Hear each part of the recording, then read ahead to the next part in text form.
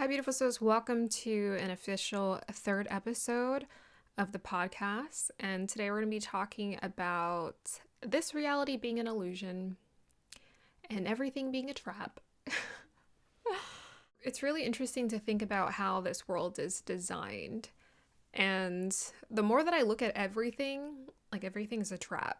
And maybe you've had these strong insights for yourself as well, where you're like, why are people doing that? Like, do you have moments where you're thinking to yourself, why are people doing that? Like, why are humans so obsessed with money and status and having a family, and like why are they so obsessed with these things? And it's not like we don't have these desires for ourselves from time to time, but I personally have found it hard to like stick with it because I'm like, I always get this feeling of like, I don't see the point. Like, why are people so obsessed? And essentially, I feel like everything on this planet is designed to help us wake up. It's designed to shake you awake, because any sort of attachment to anything outside of ourselves, the illusion of the sort, any sort of attachment to the illusion and wanting to fixate on something outside of yourself causes misery, it causes depression, it causes anxiety. Right? Think about when parents have their kids. They have so much anxiety because they're worried about their kids. And it's so hard, unless they've cultivated a practice for themselves where they're more disciplined with their emotions, it's hard for them not to be worried about their kids. Or in a relationship, people are always projecting their, often, let's admit it, it's going to happen at some point.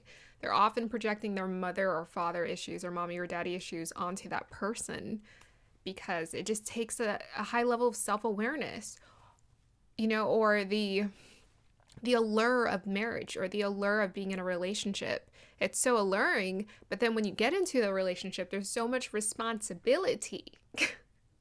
There's so much responsibility with being with another person, with affecting their emotions, with trying not to project onto them, with trying not to have these fixed expectations about what you want from them. And there's all these conversations about, oh, I need this from this person. I'm like, do you really need that from them? Or do you just want that? Is that just an expectation you're holding on to? Or a job.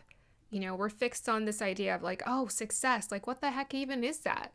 You see these people achieve heights of success and they're not satisfied. They're obsessed with wanting to hit the next level and the next level and the next level of whatever. Even creativity for me can be a trap, or talent is a trap too. It's like when you're good at something and someone tells you you're good at something, now you're stuck in this trap of just obsessing over perfecting it when you're here to flow.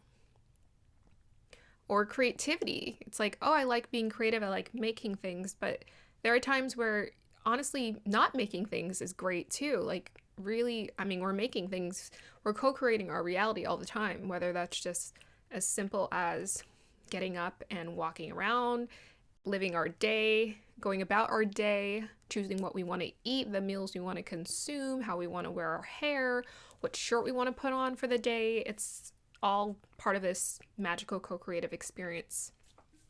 So yeah, the way that I've looked at it for years, it just seems like everything is hardwired to be a trap. And you're constantly, as you're waking up and you're rising into higher states of consciousness, you're challenging yourself to break free of that trap and break free of the obsession or the fixation of needing this thing or attaching yourself to this thing outside of yourself that is not, it's not going to bring you fulfillment, but the obsession or the fixation or the desire for it sometimes is so strong. How do you overcome it?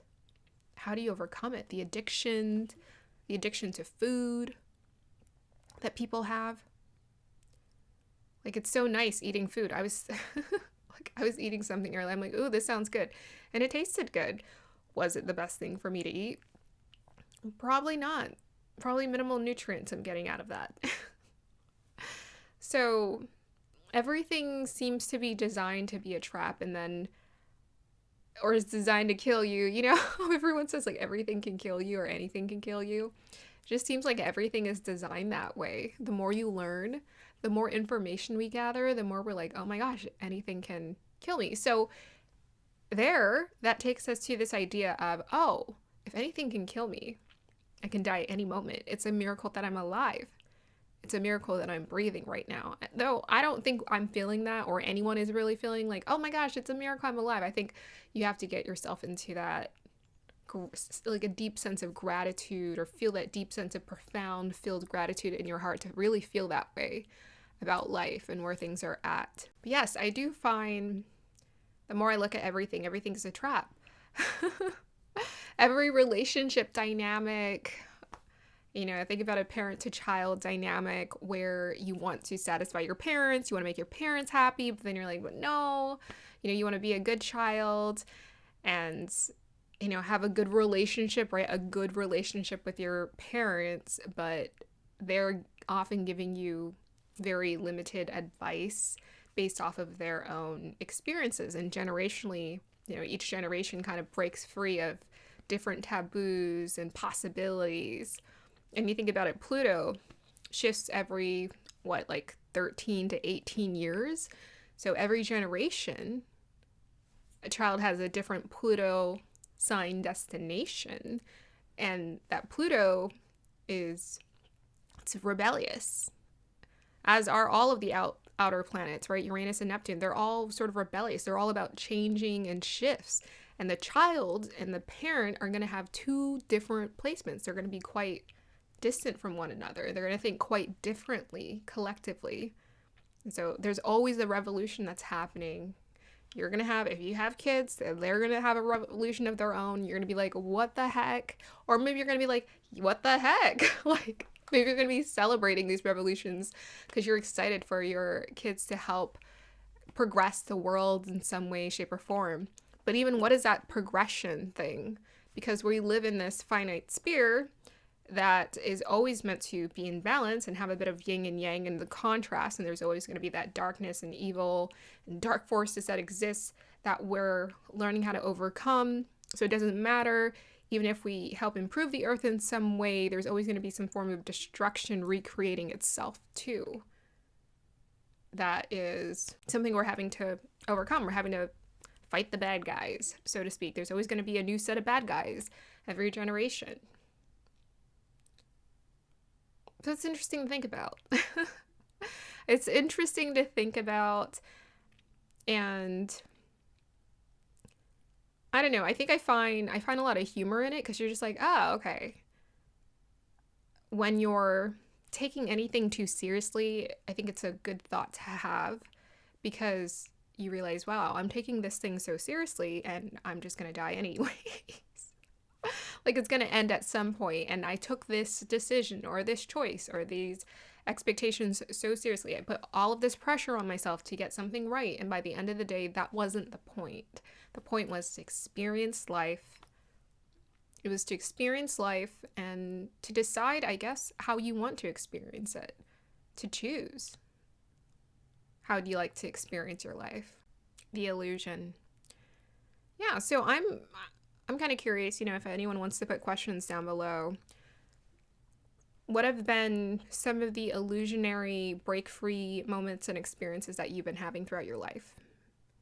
Because it's so tricky, right? This 3D illusion. And it's easy for us to intellectualize it. And I find that people, like early 20s, that's a really good time for you to intellectualize spirituality and be like, I know what spirituality is. I know what waking up is. Yet you have to still go through more experiences to build up your awareness and to really remember who you are. Because you look at people, most of the people who are giving the profound knowledge and who are some of the best teachers, they're older. They're older, they're wiser, they're more experienced, even if they're old souls as well. Seems like living life, you have to go through additional experiences to really gain clarity on what works and what doesn't work. We're all just figuring it out.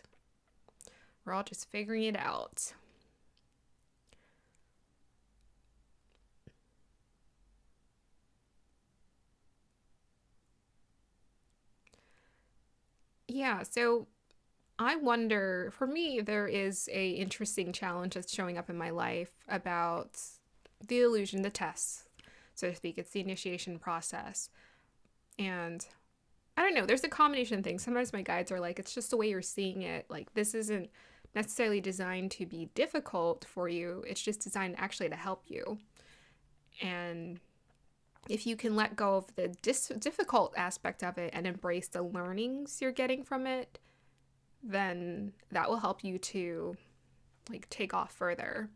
And I feel like I'm toggling back and forth right now between like really enjoying learning this new insight and profound wisdom I'm getting, a remembrance I'm experiencing, and sometimes wanting to be like everybody else or wanting to just like the normal thing.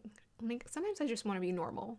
Like this isn't what's the normal thing or normal approach to do it or how to live life. And sometimes I still feel like I'm in this place where I'm living a bit of a dual life, and I'm trying to I'm trying to just like be myself everywhere. Be my authentic self everywhere. Just be honest about what I'm going through or what's happening in my life and whatnot. Even though I know that's personality and that really doesn't matter. But sometimes I do feel like I'm living a bit of a double life because, I still participate in certain things where, and I think that's part of the, I want to say trick, but I heard trap, to being human is the duality of the separation. And I think what helps is to remember it's a game or it's meant to be fun, and to remember you're a character in a play. And then you're like, well, I'm a character in a play and I have different, maybe you play different roles in the play. You're a character who has multiple roles, multiple personalities, multiple sides to it, and that's fine too. But I've, questioned my guides, and I've asked them many times, should I let go of this thing in my life? Like, is it in the way of me being truly authentic to myself? I enjoy it. Do I go and talk about the universe and the divine with this group of people and whatnot? No, I don't. I think they would get or understand some part of it. We're all spiritual. They would understand it, or be somewhat receptive to it. But there are certain things I'm still participating in where I have goals. Like there's goals. And I'm like, okay, I'm really trying to separate myself from having goals. I'm trying not to have all of these goals, because the organization I'm a part of, they have, it's about goals. It's about self-improvement. And self-improvement and being authentic are honestly sometimes they can be the same thing, but sometimes they can be separate things, right? Same thing in the sense where when you're improving on yourself, you're actually peeling the layers of these false identities or these false whatever things that you've held onto, the facade you've held onto. These layers of a facade start to melt away, and you start to be more of your authentic personality self. Or perhaps self-improvement is trying to put on a mask or trying to make yourself an achiever of things. It's kind of crazy. I was watching someone on YouTube. This is a random talk today.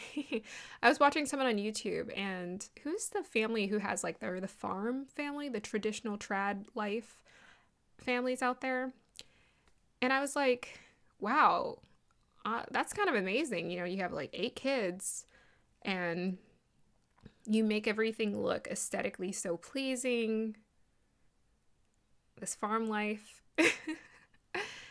And I believe they work hard for that. I believe the family works really hard to create that lifestyle, even if they have videographers working with them and helpers working with them. I believe they work really hard to build and create that life for themselves. And that seemed really great. But then, I always think to myself, at what point, when you're building this life for yourself, do you have time to really tune in and know what you want? Did you just do all of these things just based off of, were you rebelling against your parents? Did you feel like this is the dream life you really wanted? Or did you create this perfect vision of a life because you wanted to be perfect? You wanted to be enough to society. And at some point, will you wake up one day and just not feel it, realize you're still not enough? Or come to a realization that you're not enough, even with you creating this life for yourself. And it's crazy. Like, we're streamlining things faster. We're becoming better at things really quick. You look at all of these content creators, hella multi-talented. They can do everything. What can they not do? They can do a little bit of everything. And I'm just like, it's crazy. We're getting more efficient. We're getting better at things. We're all getting, hopefully, more of an opportunity to get a piece of the pie and be relevant or be seen or whatever. You know, it's not just a select few people. And with the node switching, Rahu, Ketu, so Rahu's going to be going into Aquarius, Ketu's going to be going to Leo around mid-year. People are talking about celebrity culture dying. Well, yeah, that's going to make an impact because celebrity culture is Leo. Leo, self-centered, self-absorption, vanity. That's Leo energy. Do I really feel like we're having a celebrity culture dying thing? I don't think that's ever true. Like, I don't really even understand that discussion because I always felt like celebrities serve as inspiration for people who want to do those things. They're usually souls who've mastered their talents, their gifts, or desire. Like, very much Capricorn energy. They've mastered the height of materialism.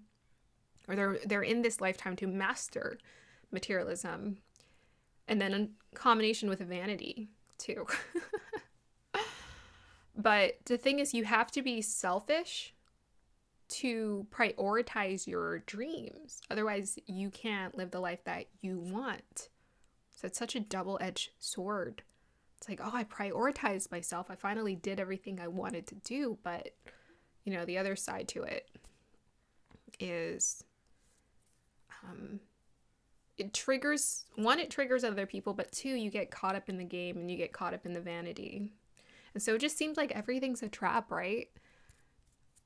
Maybe as a little kid you thought, oh, you know, you follow your dreams. If I just follow my dreams and do what it's true to me, this is going to be me living the life. And I thought I was on that path for some time. I was like, you know, I'm really just going to do the thing I feel called to do. But every time I was trying to do something, it felt incomplete.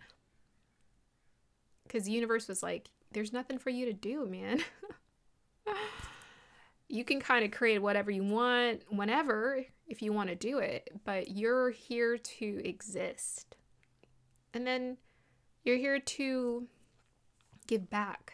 You're here to exist. You're here to give back. You're here to serve. And help people to find some clarity within themselves. Help them to heal.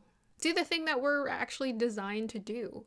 In a very healthy, functional way where we are designed to heal. We are designed to become healers. We are designed to give back. We are designed to be humanitarians. This is the way we're designed. That's why we constantly need people to help us to break free of the traps and the illusions.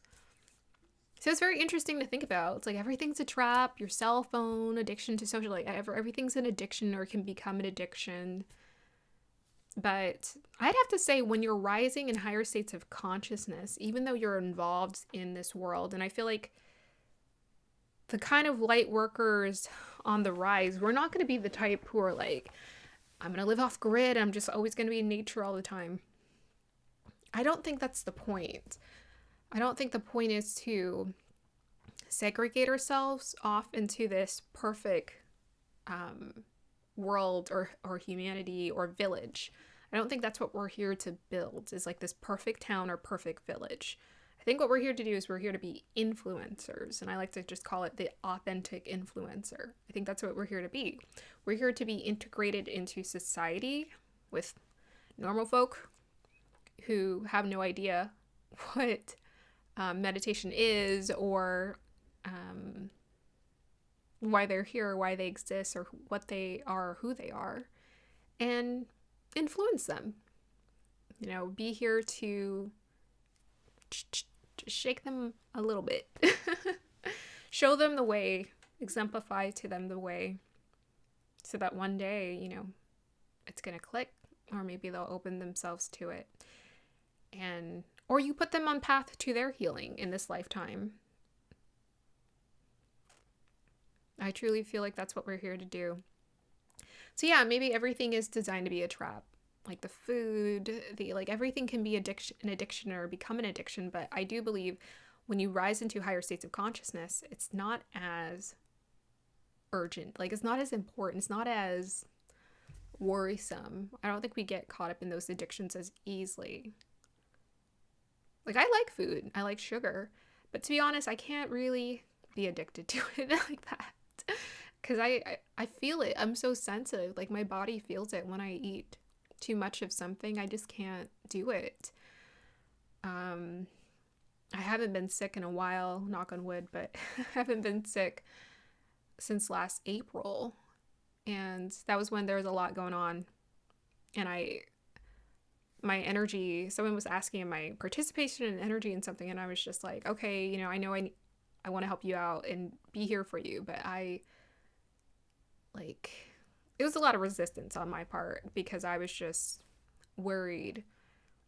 And I'm going to end on this final note. Maybe some of you have also been in this place where you've also had a hard time with integrating, you know, going through your becoming your spiritual authentic self and tuning into that, while also figuring out how to navigate the 3D world.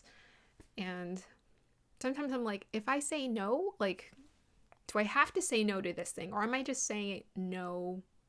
Like, do I truly need to say no? Or am I just worried? That's like the weird choice I've heard at the back of my head at times, is participating in this stuff. And my guides, what they often tell me is to follow my heart. They say, follow your heart. And I'm like, well, you know, I like these people. I like being a part of this organization. I like being part of this group, even though some things are the antithesis, or they're like moving in the opposite direction of my own personal goals of what I've set for myself. But it meets some things. And one thing I really like about mingling with people in the real world is I like that we're different. And I like that we all think differently. Because I like recognizing the beauty, the humanity in all people. And I like that people have goals like wanting to build a business or make money. Like I like I don't know, there's just something about it where I still admire that they're working on themselves, you know? That's what I love, is I love seeing people work on themselves no matter what the goal is. You know, whether it's being their authentic self or not. I still have a lot of respect and admiration for people just trying, participating, and being here on this earth some way, shape, or form. So yeah, we live in the illusion, but we are here to mingle amongst one another. And I don't like it when people throw, my personal opinion is when people throw those labels on other people and they call them like, I don't know, they call them all kind of things. And I'm like, we're not here to create any form of separation between us and them. We're here to create an integration, communication, community. We're here to connect with people regardless of race, creed, or belief, or evolutionary path. Yeah, we're going to end it on that. Thank you guys for being here. I hope you have a beautiful day or evening. I'll see you guys next time.